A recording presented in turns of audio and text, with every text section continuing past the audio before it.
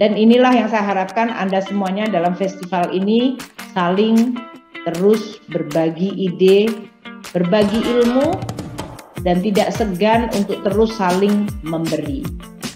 Memberi yang terbaik bagi teman-teman kita, bagi organisasi, dan yang paling penting bagi Indonesia dan dunia. Jadilah manusia yang selalu memberikan yang terbaik. Itu adalah wajah kemanusiaan terbaik yang saya harapkan menjadi salah satu ciri khas dari Kementerian Keuangan. To reconcile what seem to be two polar opposites. Well, first, I would like to answer and address the issue regarding this carbon market. Indonesia have to start establishing this carbon market because we all know that market is very instrumental in delivering the promise. And that is why we are starting to introduce cap and trade, cap and offsetting, as well as what we call it the carbon tax. We discussed very detailed with our community, especially coal producer as well as coal power generator, because we don't want to kill the business. We want them to have what we call it affordable and just transition. And that's why we discussed with them how we are going to be able to design the right policy, starting with maybe introducing this market mechanism, and then how they are going to be able to then adjust into a more lower carbon emission both on our coal. We are now facing more and more a borderless issue or challenges. Pandemic is a perfect example.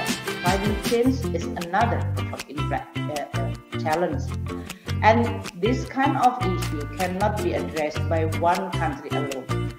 The cooperation and coordination, not only in terms of policy, is going to be very critical. The role of multilateral institutions in coordinating and facilitating of this collaboration is going to be critical. Indonesia is going to also chair ASEAN, and within this platform, we developing within ASEAN country taxonomy of sustainable finance.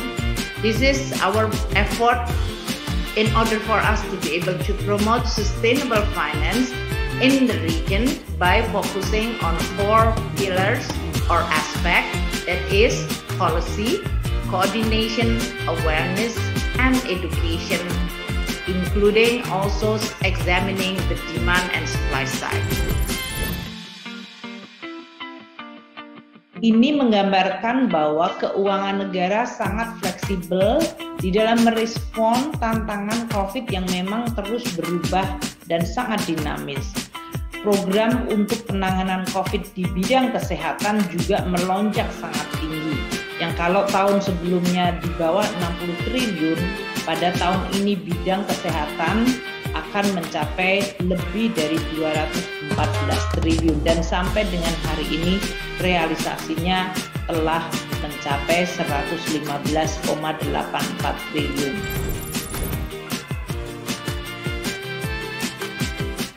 Semoga kegiatan kita semua untuk terus membangun Republik Indonesia dengan menyiapkan SDM yang unggul, yang berkompeten, dan memiliki karakter dan akhlak yang mulia, terus dapat mendapatkan bimbingan dan ridho dari Allah Subhanahu wa Ta'ala. Dan dengan demikian kita bersama akan terus berupaya mencapai Indonesia yang makin baik. Selamat bekerja, teruslah berkarya, dan lakukan yang terbaik. Jangan pernah lelah mencintai Indonesia. Arah kita ke depan, EBT atau energi terbarukan bukan pilihan, ini adalah masa depan kita akan lakukan. Komitmen ke dalam negeri, komitmen ke luar negeri akan kita jalankan. Namun jangan salah, kita tidak berangkat dari titik nol yang seakan-akan kita bisa memulai segala sesuatunya dari titik nol. Kita sudah mulai di masa lalu. Kita menyediakan listrik, sebagian menggunakan batu bara, fossil fuel termasuk diesel, solar, dan ini harus kita recognize. Tapi kita cari caranya. Saya tadi menguraikan tentang energi transition mechanism, di mana kita harapkan kita bisa melakukan early retirement, lalu kemudian digantikan dengan pembangkit listrik energi terbarukan. kita perkuat logikanya dengan bantuan internasional yang kita terus lakukan outreach, sehingga kita bisa memenuhi komitmen-komitmen kita melalui tentu kombinasi dana APBN, kombinasi bantuan internasional, blended finance, dan yang lain-lain, termasuk apa yang sudah kita mintakan restu dari Dewan Perwakilan Rakyat menerapkan pajak karbon yang tentu tidak langsung dikenakan ke semuanya karena ada sejumlah infrastruktur yang diperlukan untuk menjalankan pajak karbon tersebut. Tapi komitmen kita adalah menuju energi baru terbarukan. Our fiscal expansion in this case focusing for the social safety net, which is not only providing the ordinary social support, but also those who can potentially creating inequality. So support in terms of subsidy for electricity as well as internet connection is very critical during this pandemic time. Our extraordinary fiscal expansions is only for 3 years, with the hope that by that time we are going to be able to consolidate fiscal and back to the normal with the fiscal prudent policy.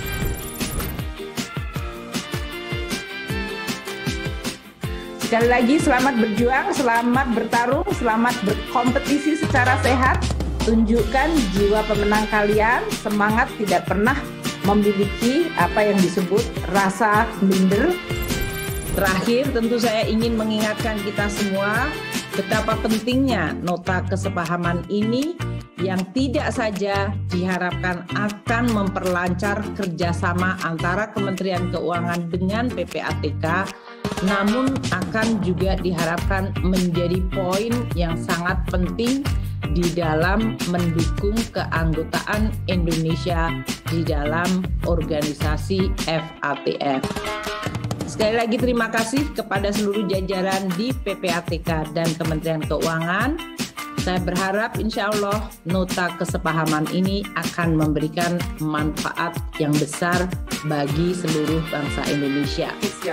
Dan Bapak Kepala Pusat Pelaporan dan Analisis Transaksi Keuangan untuk melaksanakan foto bersama secara virtual dengan menunjukkan nota kesepahaman yang telah ditandatangani.